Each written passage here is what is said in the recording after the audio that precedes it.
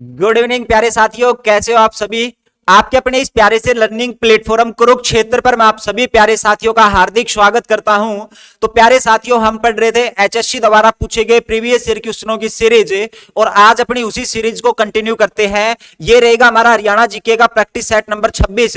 अगर कोई भी स्टूडेंट हमारे इस लर्निंग प्लेटफॉर्म पे नया आया है तो वो जाके प्ले लिस्ट में चेक कर सकता है। हमारे जो एचएससी द्वारा पूछे गए 25 प्रैक्टिस सेट की जो सीरीज है वो हमने प्ले लिस्ट में डाल रखी है, तो आप उसको चेक कर सकते हैं, जो आपके आने वाले आगामी एग्जाम में हरियाणा सीईटी ग्रुप डी के लिए बड़ी हेल्पफुल साबित होने वाली है। ठीक है, तो चलिए इस प्यारे से सेशन की हम शुरुआत करते हैं। और पहला क्वेश्चन ये रहा आपकी स्क्रीन पर कि पलवल जिला किस मंडल में आता है। अब देखो भाई साहब, यहां पे मंडलों की बात हुई है तो सबसे पहले आपको यह पता होना चाहिए कि भाई जो हमारे मंडल का सर्वोच्च अधिकारी होता है वो कौन होता है। किसके बारे में? मंडल का सर्वोच्च अधिकारी है ये कौन होगा, तो इसके बारे में आप बताएंगे। उसके बाद हमारा पास आता है उपमंडल, और ये जो उपमंडल है इसका सर्वोच्च अधिकारी क्या कहलाता है। उपमंडल का सर्वोच्च अधिकारी क्या कहलाता है इसके बारे में बताएंगे।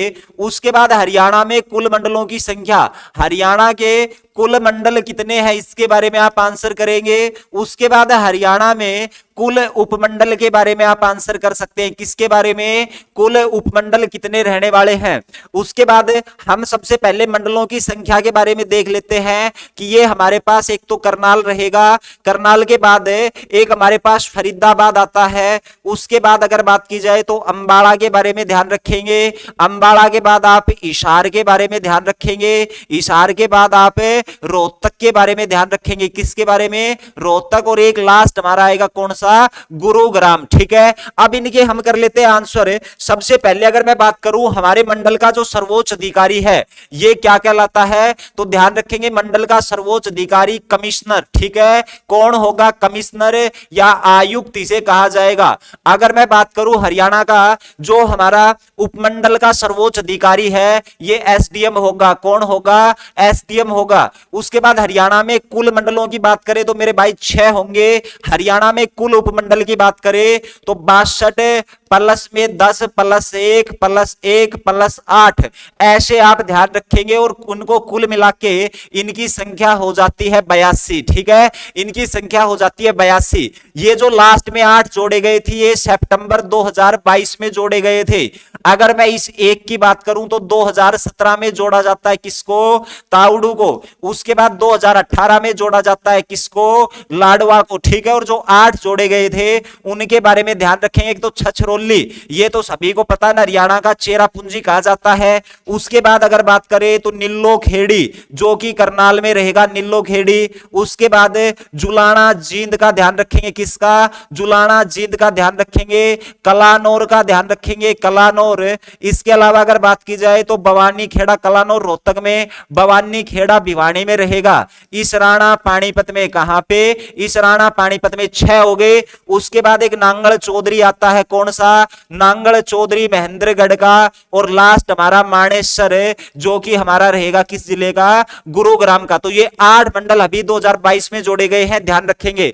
उसके बाद करनाल अगर मंडल की बात की जाए, अगर करनाल मंडल की बात की जाए तो ध्यान रखेंगे करनाल में कौन कौन से जिले आएंगे। एक तो हमारे पास कैथल आएगा और दूसरा बुनकरों का शहर पानीपत। उसके बाद फरीदाबाद की अगर मैं बात करूं तो फरीदाबाद में आपको क्या ध्यान रखना है? फरीदाबाद में एक तो पलवल का नाम ध्यान रख लेंगे, कॉटन सिटी, और एक मेवात का नाम ध्यान रख लेंगे। अंबाला की अगर बात की जाए तो मेरे भाई अंबाला में साथ लगता पंचकुला, इसके साथ यमुना नगर। कौन सा? यमुना नगर। और एक धर्म नगरी कुरुक्षेत्र। हिसार की अगर बात की जाए तो मेरे भाई सिरसा का नाम ध्यान रखेंगे। सिरसा के बाद आप फतेहाबाद का नाम ध्यान रख सकते हो। इसके अलावा आप जींद का नाम ध्यान रख सकते हो। रोहतक की अगर बात की जाए तो भिवानी का नाम ध्यान रखेंगे। किसका?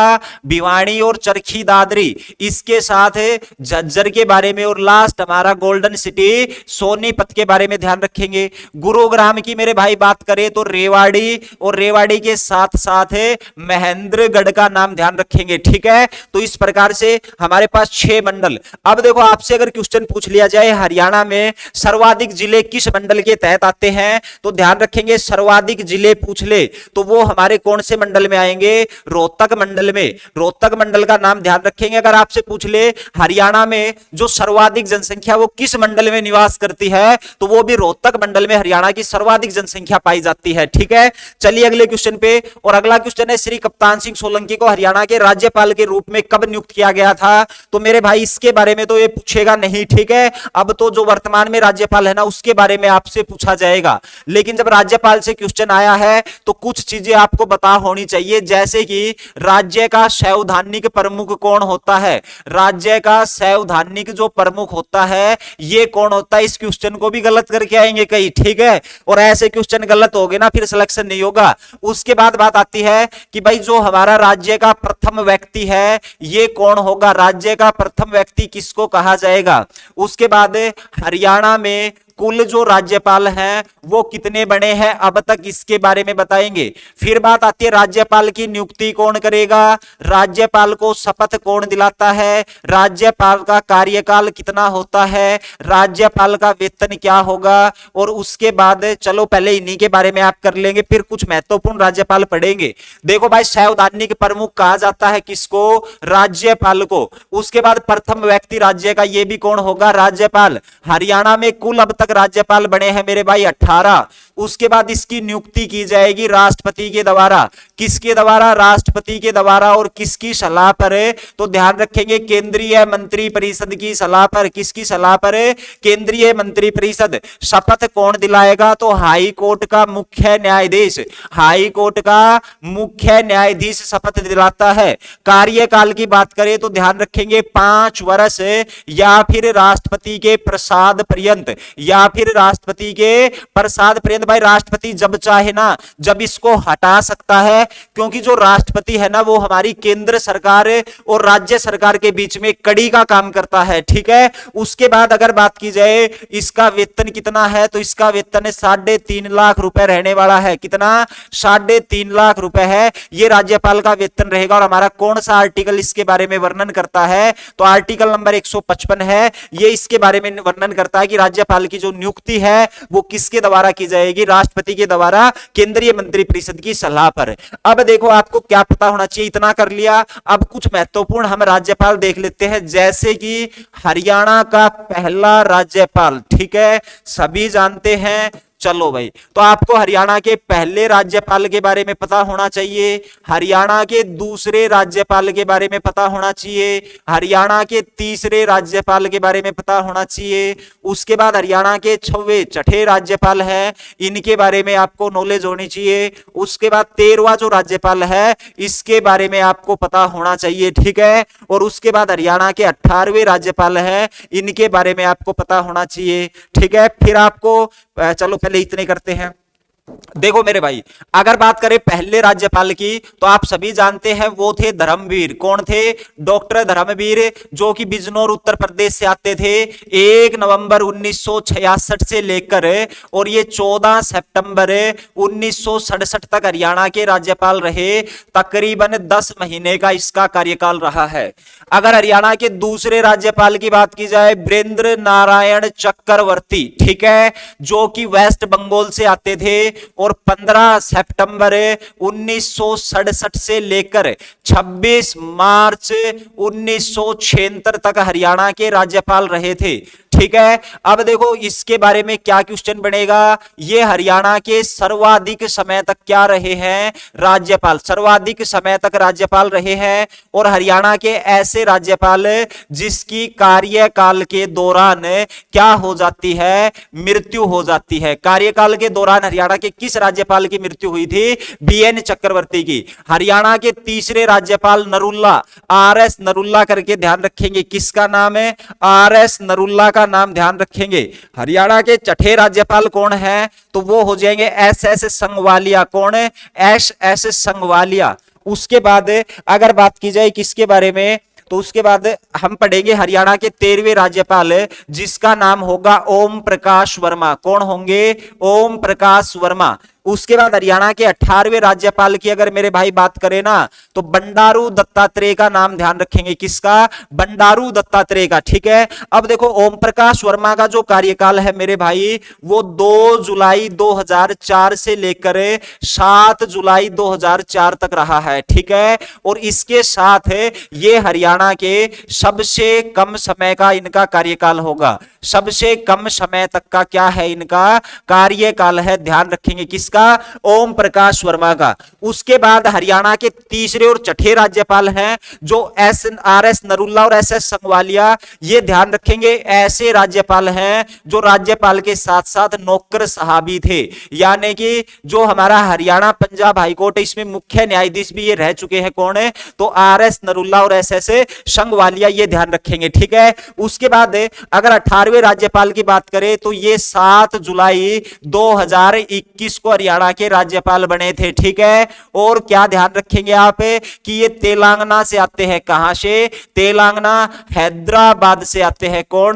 बंडारू दत्तात्रेय, हरियाणा के 18वें राज्यपाल। फिर मैं 2 नाम आपके सामने लिख रहा हूं, वो भी खास हो जाएंगे। ठीक है, ये तो FCI वाले पेपर में पूछा गया था, प्रोफेसर गणेशी लाल के बारे में। प्रोफेसर गणेशी लाल कौन है भाई? ये वर्तमान में उड़ीसा के गवर्नर है, कहां के? उड़ीसा के गवर्नर है, और हरियाणा से संबंधित होंगे, सिरसा जिले से। एक नाम आता है आचार्य देवव्रत का, किसका? आचार्य देवव्रत, और ये वर्तमान में गुजरात के राज्यपाल है, किसके? गुजरात के राज्यपाल, और ये इस राणा पानीपत से आते हैं। समझ गए, कहां से आते हैं? इस राणा पानीपत से आते हैं। तो मेरे हिसाब से चीजें इस प्रकार से आप पढ़ोगे तो बहुत हेल्पफुल आपको एग्जाम में ये करेंगे। अब देखो बात ये आती है भाई, जो कप्तान सिंह सोलंकी, इसके बारे में वैसे तो पूछा नहीं जाएगा, ध्यान रखेंगे 26 जुलाई 2014 इसका आंसर हो जाएगा। चलिए आगे। हरियाणा सरकार में तकनीकी शिक्षा और संसदीय मामलों के जो मंत्री हैं वो कौन रहे हैं? देखो भाई साहब, कल सारे मंत्री की लिस्ट करवाई थी, आज इसके बारे में इतनी चर्चा करने की जरूरत नहीं है।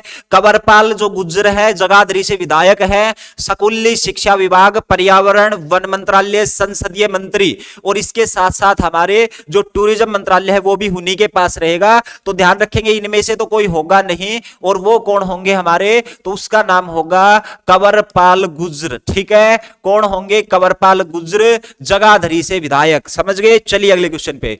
अगला क्वेश्चन है सीसवाल जो संस्कृति है इससे संबंधित जिला कौन सा होगा? तो मेरे भाई ऐसे जो क्वेश्चन आते हैं ना, ये बड़े महत्वपूर्ण क्वेश्चन होते हैं और इनको तो रट ही लेना आप।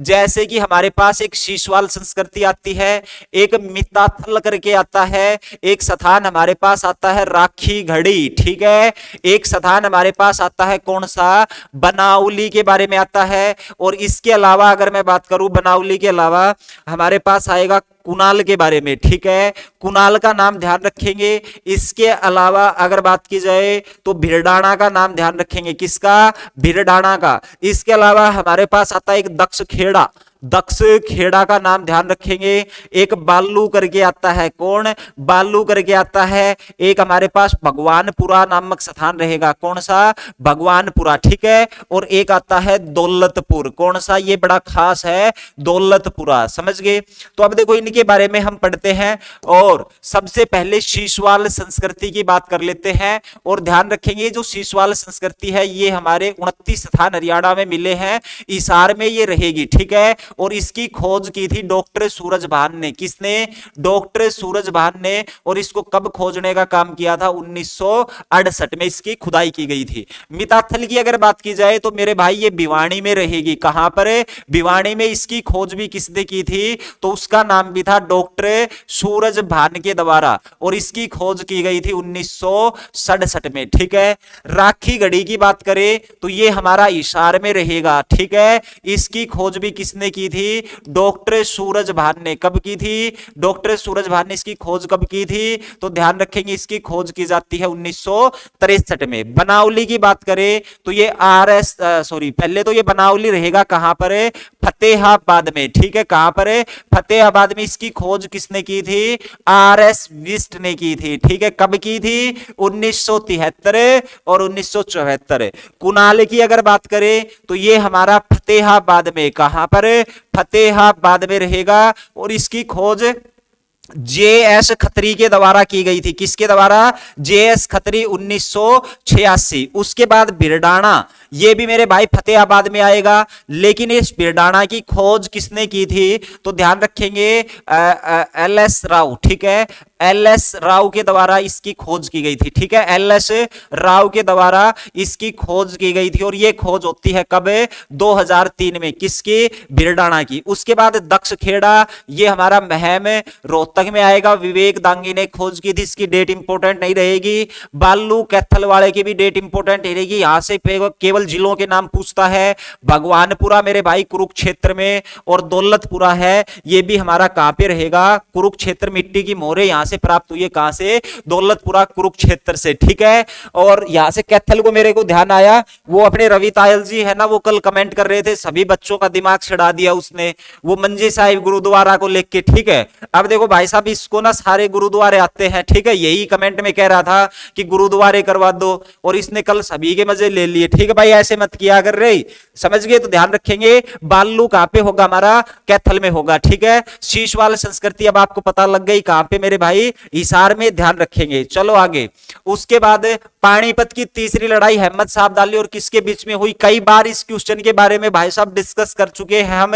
तीसरी लड़ाई मराठा शासकों के साथ हुई थी। पानीपत के टोटल 1, 2 और 3 युद्ध हुए थे, और मैंने डेट आपको याद करवा दी है। पहला युद्ध 12 अप्रैल 1526 को हुआ था। किसके बीच में हुआ था? बाबर के बीच में हुआ था, और इब्राहिम लोदी के बीच में हुआ था। इब्राहिम लोदी ऐसा सुल्तान था जिसकी युद्ध भूमि में मृत्यु हुई थी। उसके बाद दूसरा युद्ध 5 नवंबर को लड़ा गया था, और ये 1556 में किसके बीच में हुआ था? अकबर के बीच में, और भाई साहब दिल्ली की गद्दी पर बैठने वाले अंतिम हिंदू शासक हेमचंद्र विक्रमादित्य के बीच में।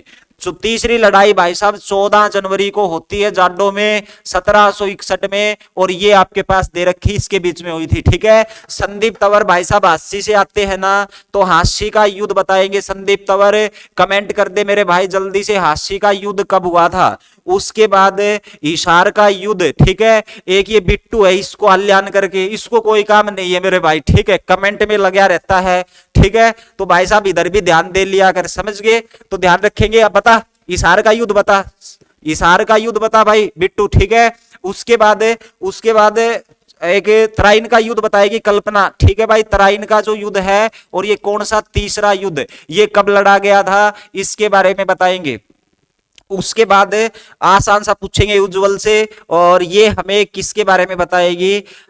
ये बता देगी करनाल का युद्ध। बहुत आसान सा पूछा है भाई उज्जवल, करनाल का युद्ध बताओ आप, ठीक है, करनाल का युद्ध। एक हमारी आशा कुंडू है, वो भी हेलो हेलो करती रहती है कमेंट में, ठीक है। अब देखो हेलो का क्या मतलब है? कुछ भी नहीं है। अब तू बता ले, किसके बारे में बताएगी? आसी हो गया, हिसार हो गया, तराइन का पहला युद्ध, करनाल का युद्ध हो गया। बता दे हेमू का राज्य अभिषेक, बता दे भाई। आशा कुंडू कल भी बताया था, हेमू का राज्य अभिषेक, ठीक है, कितना पड़ती है पता लग जाएगा, समझ गए? चलो भाई, अब देख लेना किसके सही है किसके गलत हैं, ठीक है। देखो भाई, सबसे पहले अगर बात की जाए हास्य का युद्ध, तो ये भाई साहब 1037 में लड़ा गया था। किसके बीच में लड़ा गया था? तो ये लड़ा गया था भाई 1037 मसूद शाह, ठीक है, मसूद शाह, और दूसरे व्यक्ति थे जिसका नाम था कुमारपाल देव। किसके बीच में? मसूद शाह, कुमारपाल देव। हिसार का युद्ध तो मेरे भाई 26 फरवरी 1526, ठीक है, ये फरवरी है, ध्यान रखेंगे, 1526। और किसके बीच में लड़ा गया था? तो ये युद्ध हुमायूं ने लड़ा था। और बड़ा महत्वपूर्ण क्वेश्चन बनता है कि हुमायूं के जिंदगी का पहला युद्ध कौन सा था? तो वो हिसार का युद्ध था। इस बात की जानकारी बाबरनामा देता है। बाबरनामा ही हमें नारनौल शहर का वर्णन करता है। बाबरनामा ही हमें यह बताता है कि नारनौल में कपास की सबसे बड़ी मंडी लगा करती थी उनके समय में, ठीक है। उसके बाद तराइन का तीसरा युद्ध किससे पूछा था? उसने दे दिया है गलत आंसर। और ध्यान रखेंगे ये 1215-16 में लड़ा गया था, समझ गए? 1215-16 में यल्दोज कुबाचा और इल्तुतमिश के बीच में लड़ा गया था, ठीक है। यल्दोज जो कि गजनी का शासक था, कुबाचा काबुल का शासक था, ठीक है। और उसके बाद इल्तुतमिश तो भाई दिल्ली पे शासन कर ही रहा था, तो इनके बीच में होता है, ठीक है। करनाल का युद्ध मेरे भाई 1739 में लड़ा गया था, समझ गए? अभी सुजवल को कुछ नहीं आता, कमेंट करवा लो इससे बेफालतू के। करनाल का युद्ध 1739, ठीक है। किस किस के बीच में लड़ा गया था? तो ध्यान रखेंगे ये जो करनाल का युद्ध है ये लड़ा गया था जो मोहम्मद शाह रंगीला और ये जो अहमद शाह अब्दाली है इसी के बीच सॉरी नादिर शाह के बीच में, ठीक है, नादिर शाह के बीच में, समझ गए। अहमद शाह अब्दाली है ये नादिर शाह का सेनापति था, ठीक है। तो करनाल का युद्ध 1739 नादिर शाह, ठीक है। उसके बाद हाँ भाई आशा कुंडू जो हेमू का राज्य अभिषेक है ये 7 अक्टूबर 1556 को हुआ था, ध्यान रख लेगी, ठीक है। चलिए भाई अगले क्वेश्चन पे, और अगला क्वेश्चन अपना क्या है, इसका आंसर बता दिया, हाँ बता दिया, मराठों के शासक। और ध्यान रखेंगे सेनापति कौन थे, तो ये तो आप सब पढ़े लिखे हैं भाई साहब, सेनापति थे सदाशिव राव भाऊ। कौन थे, सदाशिव राव भाऊ, ये यहाँ पे सेनापति थे मराठों की तरफ से। चलिए अगले क्वेश्चन पे, हरियाणा में राजा हर्ष का टिला कहां स्थित है भाई, कल भी था ये क्वेश्चन है, और कल भी हमने कुछ टिलों को जाना था, ठीक है। और जब टिले आप बार बार पढ़ेंगे ना तब जाके याद होंगे, ठीक है। तो कुछ क्वेश्चन आप बताएंगे जो मैंने कल करवाए थे, समझ गए। और इसके अलावा आज मैं कुछ नई चीजें आपसे कराने की कोशिश करता हूं, जैसे कि अगर मैं आपसे कहूं कि भाई हरियाणा का ऐसा कौन सा किला है जिसमें सोने का मटका मिला है, ठीक है, सोने का जो मटका है वो किस किले से मिला है, ठीक है, किस किले से मिला है, समझ गए। अरे कम से कम यही काम कर लो, खुदाई उदाई का, ठीक है, खोदन लाग जाओ, सोना साना मिल जाए, क्या मैं नौकरी की जरूरत से, क्यों भाई। अरे इसको मत बता देना, ये उज्जवल पहुंच लेगी वहीं पे, ठीक है, इधर सारे पहाड़ खोद दिए इसने। उसके बाद बात आती है किसके बारे में, तो एक खैरी का वृक्ष है, किसका, खैरी का वृक्ष, जो कि हमारा कौन सा 75 साल में एक बार फल देता है। कितने साल में, 75 साल में ये एक बार फल देता है मेरे भाई। और ध्यान रखेंगे ये जो है ना खैरी का वृक्ष जो 75 साल में एक बार 75 साल में एक बार फल देता है, ये कौन से किले में, ठीक है।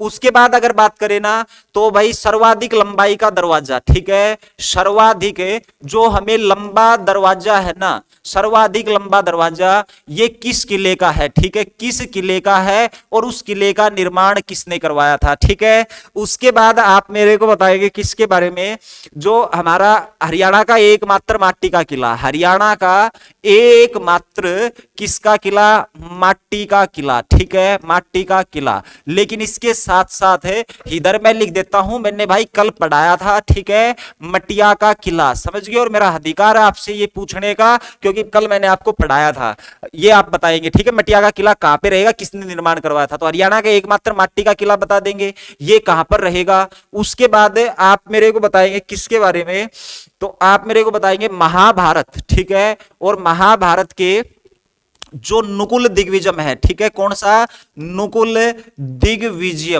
ठीक है, इसमें वर्णन किन किलों का मिलता है, कौन कौन से किले हैं जो हमारे महाभारत के नुकुल दिग्विजय में मिलते हैं, ठीक है। उसके बाद आप बताएंगे मेरे को रानी की खिड़की का किला, ठीक है, कौन सा किला है जिसको रानी की खिड़की का किला कहा जाता है, रानी की खिड़की का जो किला है ये किस किले को कहा जाता है, इसके बारे में आप आंसर करेंगे, ठीक है। उसके बाद आप मेरे को बताएंगे जींद के किले के बारे में, ठीक है, किसके बारे में, जींद का किला है ना, संदीप तंवर बता मेरे भाई, जींद का किला है ये किसने निर्माण इसका करवाया था और कब करवाया था, ठीक है। उसके बाद आशीरगढ़ का किला, ठीक है, आशीरगढ़ का जो किला है ये बिट्टू बताएगा मेरे भाई, ये आशीरगढ़ का किला राष्ट्रीय स्मारक में कब शामिल किया जाता है इसके बारे में, ठीक है। और भाई कल्पना और उज्जवल दोनों मिलकर बताएंगे लोहारू के किले के बारे में, लोहारू का जो किला है इसका निर्माण किसने करवाया था, ठीक है। और भाई साहब एकता बताएगी इसका निर्माण कब करवाया था, ठीक है। तो सभी मेरे भाई प्यारे प्यारे साथियों आप इनका आंसर दे दो, ठीक है, नहीं दोगे तो भाई साहब पिटाई हो जाएगी, साइड में रखा है मेरे पास, ठीक है। अब देखो सोने का जो मटका है ना ये भाई साहब माधोगढ़ का नाम सुना है आपने, ठीक है, माधोगढ़ का जो किला है महेंद्रगढ़ में, समझ गए। उसके बाद खैरी का वृक्ष 75 साल में भाई एक बार फल देता है, और ये वृक्ष है ना हरियाणा में कहां पे मिलता है, तो वो हमें मिलता है लोहारू का किला, ठीक है, कौन सा, लोहारू का किला, ठीक है, लोहारू का किला कहां पे, भिवानी में। सर्वाधिक लंबा दरवाजा 75 फुट लंबा दरवाजा है, गिनीज बुक में दर्ज है, रामगढ़ का किला, ठीक है, कौन सा, रामगढ़ का किला। और मेरे भाई ये जो रामगढ़ का किला है ना ये हमारा पंचकुला में रहेगा, कहां पे, पंचकुला में। और इसका निर्माण पूछ लेगा ना तो हम जय बोल दोगा, ठीक है। एगो निर्माण कहने करवा दो चंदेल राजपूतों के द्वारा इसका निर्माण करवाया था, मोस्ट इंपोर्टेंट। उसके बाद हरियाणा का एकमात्र माटी का किला, इसके बारे में अभी चर्चा करेंगे, पहले ये क्वेश्चन कर लेते हैं। महाभारत में नुकुल दिग्विजय जो वर्णन मिलता है ये किन किलों का, एक तो भाई रोहतक का ध्यान रख लेना, रोहतक के साथ लगता महम, ठीक है, दो तो ये हो गए, और इसके साथ साथ एक सिरसा का याद रख लेना, किसका, सिरसा का, ठीक है। तो ये सिरसा रोहतक महम 3 किलों का वर्णन मिलता है महाभारत के नुकुल दिग्विजय में। अब आ जाओ मटिया का, जो माटी का किला है, एकमात्र हरियाणा में माटी का किला, और ध्यान रखेंगे इसको मैं अलग पेन से लिख रहा हूं, जो माटी का किला है ना ये आपका रानिया में रहेगा, कहां पर, रानिया में रहेगा, और रानिया सिरसा में पड़ता है। इसका निर्माण 14वीं सदी में हुआ था और जिसका नाम था राजा बीरू, ठीक है, बीरू के द्वारा निर्माण किया था। रानी की खिड़की, ठीक है, देखो रानिया और रानी की खिड़की का किला अगर आपसे पूछ लेना तो मेरे भाई इसका आंसर अलग होगा, और ये हमारा कौन से किले को कहा जाता है, कलसिया का किला कहा जाता है, कौन सा, कलसिया का, ठीक है। जींद का किला पूछा था संदीप तंवर से मेरे भाई 1775, गजपत सिंह ने इसका निर्माण करवाया था, ठीक है। उसके बाद आशीरगढ़ का जो किला है इसका निर्माण कब हुआ था, इसका निर्माण नहीं पूछा मैंने, रवि से ना उससे बिट्टू से क्वेश्चन पूछा था इसके बारे में, और ये कौन सा था कि भाई इस किले को राष्ट्रीय स्मारक कब घोषित किया, 1973 में, ठीक है, जबकि 1958 में शेख चिल्ली के मकबरे को किया था। लोहारू का किला, बताओ लोहारू को किलो 1570 ईस्वी, ध्यान रखेंगे, जयपुर राजा सामंत अर्जुन देव के द्वारा, सामंत अर्जुन देव के द्वारा। और उसके बाद अगर मटिया के किले की मेरे भाई बात करें ना तो ये ध्यान रखेंगे पलवल में शेरशाह सूरी, पलवल शेरशाह सूरी, ठीक है जी, हो जाएगी क्लियर चीज। तो भाई इस प्रकार के जो क्वेश्चन है ना वो इसी प्रकार से आप करोगे तब जाके आपको ये क्वेश्चन याद होंगे, ठीक है। चलिए अगले क्वेश्चन पे, निम्नलिखित में से कौन सी हरियाणा की झील नहीं है, तो भाई साहब झीलों के बारे में तो आप सभी जानते हैं, और हरियाणा की कौन सी झील नहीं होगी, कोटला झील, हाँ भाई बिल्कुल है मेवात में, चिल्का झील है ये नहीं रहेगी, ठीक है। दमदमा झील ये अपने गुरुग्राम में है, खलीलपुर झील झज्जर में है, ठीक है। लेकिन कुछ झील बताएंगे आप, हरियाणा की सबसे बड़ी जो आर्द्र भूमि है वो कौन सी है, हरियाणा की सबसे बड़ी आर्द्र भूमि के बारे में बताएंगे, ये हमारी कौन सी रहेगी। उसके बाद हरियाणा की सबसे छोटी, हरियाणा की क्या बताएंगे आप, सबसे छोटी आर्द्र भूमि ये कौन सी रहने वाली है, इसके बारे में आप आंसर करेंगे। उसके बाद कुछ भटकती आत्माएं अपने यहाँ पे भी भटक रही है कमेंट में, तो भटकती जो आत्माएं हैं उनको भाई साहब शांति कहाँ पे मिलेगी, उनको शांति बिके हरियाणवी बता भाई, भटकती आत्माओं को शांति कहाँ पे स्नान करने से मिलेगी, और इन सभी को ले जा स्नान करा ला, इनको मुक्ति दिला मेरे भाई, स्वर्ग में पहुंचा इसको, ठीक है। उसके बाद भटकती आत्माओं की मुक्ति के बाद बड़वाड़ी झील कहां पे रहेगी, कौन सी, बड़वाड़ी झील है ये कहां पर रहेगी, धनुर झील है ये कहां पर रहेगी, कौन सी, ये है मेरे भाई धनुर झील, ठीक है। धनुर झील के बारे में ध्यान रखेंगे ये कहां पर रहेगी। उसके बाद धोज झील के बारे में ध्यान रखेंगे, और एक खास क्वेश्चन मैं आपको बताने जा रहा हूं, और वो क्वेश्चन क्या होगा कि हरियाणा की कौन सी जिले मैदानी भाग में हैं, ठीक है, कैसे भाग में, मैदानी भाग में कौन सी झील है, ठीक है। वो दो झीलें ध्यान रखेंगे, मोस्ट इंपोर्टेंट क्वेश्चन पेपर में पूछा गया है।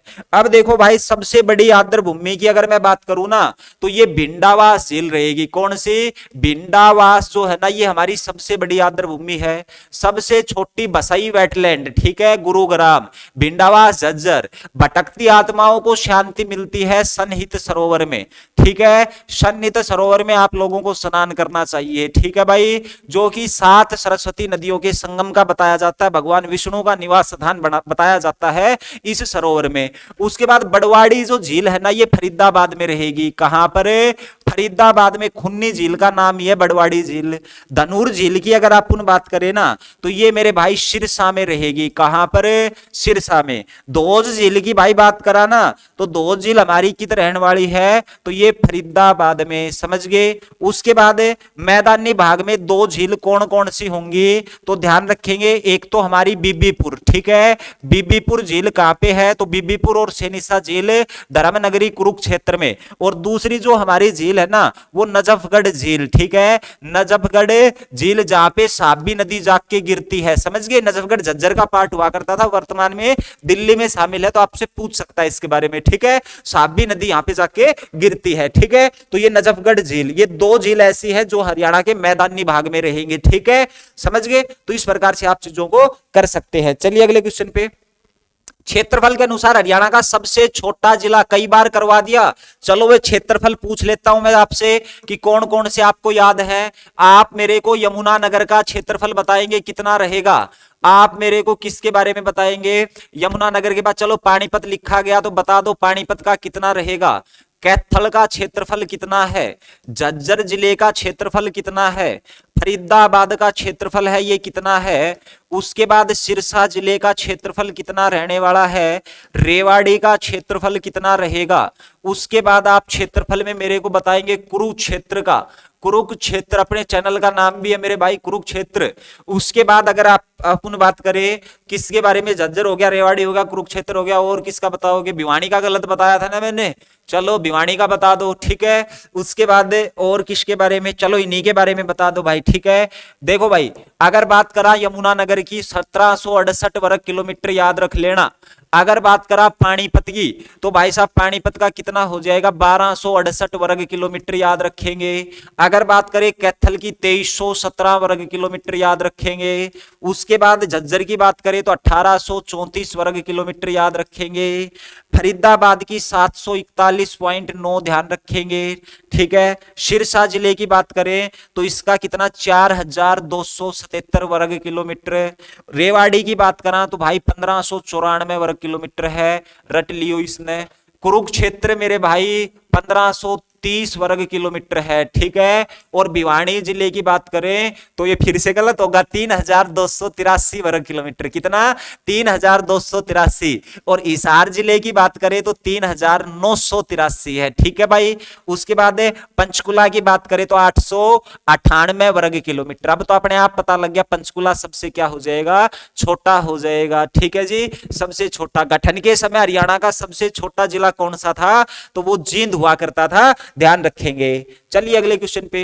मारकंडा नदी कहां से निकलती है, कई दिन हो गया था भाई साहब नदी नहीं आ रही थी, आज मैं लेके आ गया इसको, ठीक है। तो मारकंडा नदी कहां से निकलती है ये क्वेश्चन तो आप शायद बता देंगे, लेकिन इसके साथ साथ आप घग्गर नदी के बारे में मेरे को बताएंगे, ठीक है। घग्गर नदी कहां से निकलती है। फिर आप मेरे को बताएंगे किसके बारे में, कौशल्या नदी के बारे में। किसके बारे में, कौशल्या नदी है, ये कहां से निकलती है, ठीक है। उसके बाद टांगड़ी नदी के बारे में बताएंगे, कौन सी, टांगड़ी नदी कहां से निकलती है। उसके बाद बलियाली नदी के बारे में बताएंगे, कौन सी, बलियाली नदी है, इसका उद्गम स्थान क्या रहेगा। और लास्ट मारकंडा है, इसके बारे में तो हम पढ़ ही लेंगे, ये नदी कहां से निकलती है। चलो इतने का उद्गम स्थान बताना है, केवल और केवल उद्गम स्थान।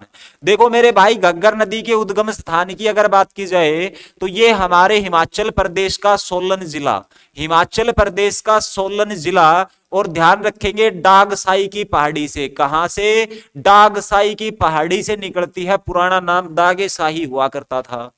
कौशल्या नदी की मेरे भाई बात कराना तो हिमाचल प्रदेश प्लस हरियाणा के पंचकुला के बॉर्डर से, ठीक है, हरियाणा के पंचकुला इन दोनों के बॉर्डर से निकलती है शिवालिक की पहाड़ी, कौन सी, कौशल्या नदी। मात्र 20 किलोमीटर हरियाणा में बहने का काम करती है। टांगड़ी नदी की बात करें तो ध्यान रखेंगे मेरे भाई, ये मोरनी की पहाड़ी से निकलती है, कहां से, मोरनी की पहाड़ी से निकलती है, समझ गए। दो जलधाराओं में विभाजित होती है ये।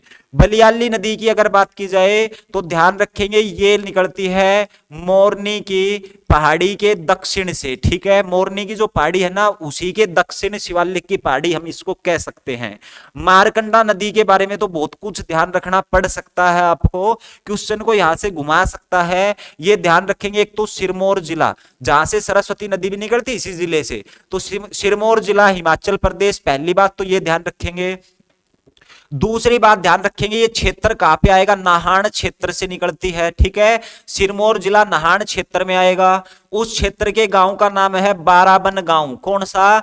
बाराबन गांव, ठीक है। उसके बाद वहां गांव पे एक मंदिर है जिसका नाम है कटासन मंदिर, इसी के समीप से निकलती है। और ये पूरी जो श्रेणी कहलाती है वो हम कौन सी श्रेणी कह देंगे इसको? धरतीधर श्रेणी। ये भी एक जब बार एग्जाम में पूछा गया था, कौन सी श्रेणी से? धरतीधर श्रेणी। तो इस प्रकार से आप उद्गम ध्यान रखेंगे मारकंडा नदी का, सिरमौर जिला हिमाचल प्रदेश, नाहन क्षेत्र, बाराबन गांव, कटासन मंदिर के समीप, जो कि धरतीधर श्रेणी में आएगा, यहीं से निकलने का काम करती है मारकंडा नदी, जो कि अंबाड़ा में काला अंब नामक स्थान से प्रवेश करती है और कुरुक्षेत्र के अरुणाई गांव के एक तालाब, जहां पर यानी कि सेनिसा झील का निर्माण करती है और अपना पानी गिरा देती है। 90 किलोमीटर ये हरियाणा में बहने का काम करती है, ठीक है। रण, बेगना, नकटी जो नदी है वो इसकी सहायक नदियां रहेंगी, ठीक है जी। तो ध्यान रखेंगे टांगड़ी नदी भी इसी की सहायक नदी है, मारकंडा की और घग्गर की भी। तो नदियों को कभी डिटेल से कर लेंगे। अभी मारकंडा नदी कहां से निकल रही है? शिवालिक की पहाड़ी से, ठीक है जी।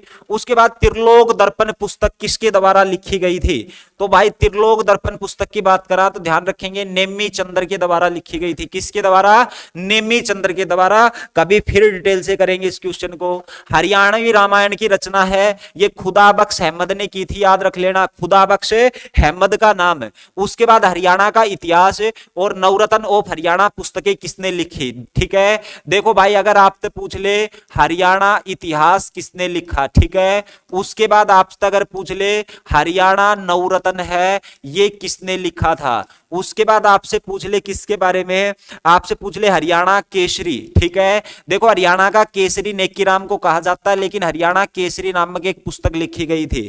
फिर आपसे पूछ ले पंचायती राज क्यों और कैसे, पंचायती राज क्यों और कैसे, समझ गए, इस पुस्तक के बारे में आपसे पूछ सकता है, समझ गए। तो चलो इन्हीं के बारे में आज करेंगे, ये काफी रहेगा। देखो भाई हरियाणा के इतिहास, हरियाणा का जो नवरत्न है, ठीक है, ये लिखा था किसने? जो झज्जर से आते थे हमारे श्री राम शर्मा, ठीक है। इसका एक समाचार पत्र भी था ना, श्री राम शर्मा, ठीक है, हरियाणा तिलक के नाम से, ठीक है, हरियाणा का तिलक जो कि 1923 में निकला था, समझ गए, श्री राम शर्मा झज्जर से आते थे।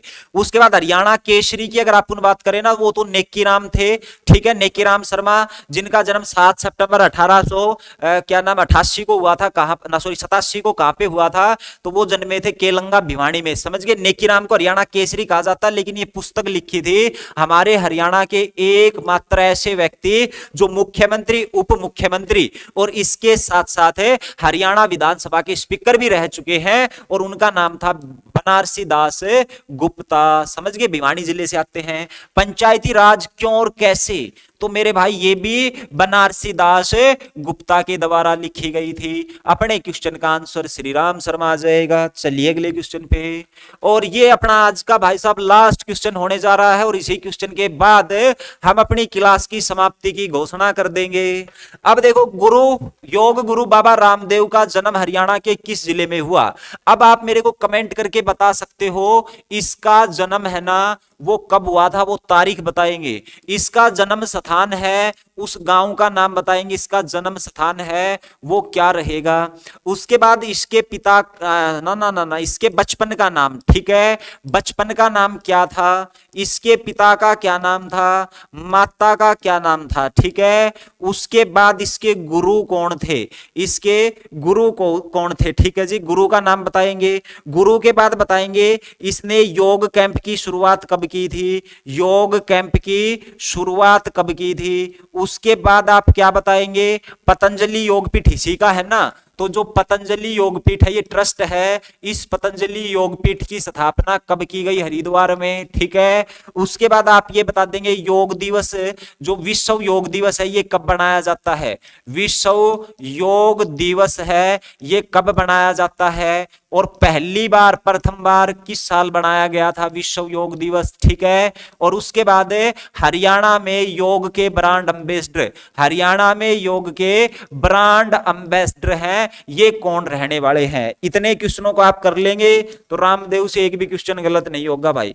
इसका जन्म सुशासन दिवस के रूप में जो डे बनाया जाता है वो कौन सा बनाया जाता है, 25 दिसंबर को हम सुशासन दिवस बनाते हैं, उसी दिन जन्मे थे और बात थी 1965 की। ठीक है, जन्म स्थान था अली सैयदपुर गांव, अली सैयदपुर गांव ध्यान रखेंगे मेरे भाई, जो कि महेंद्रगढ़ में आता है। बचपन का नाम था इसका राम किशन। ठीक है भाई, राम किशन।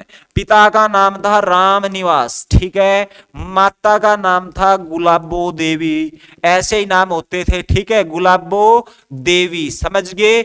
उसके बाद अगर बात करें गुरु का नाम, तो इसके गुरु का जो नाम था ना वो क्या रहेगा, तो भाई साहब इसके गुरु थे बलदेव। ठीक है, बलदेव इसके गुरु हुए हैं। योग कैंप की शुरुआत भाई साहब ने कब की थी, तो योग कैंप की जो शुरुआत की गई थी 2002 में की थी। ठीक है, पतंजलि योगपीठ की शुरुआत 2006 में की थी, और विश्व योग दिवस जो बनाया जाता है 21 जून को पहली बार सेलिब्रेट किया गया था ये 2015 को। ठीक है, हरियाणा में योग के एम्बेसडर कौन है, तो वो बाबा रामदेव जी हैं।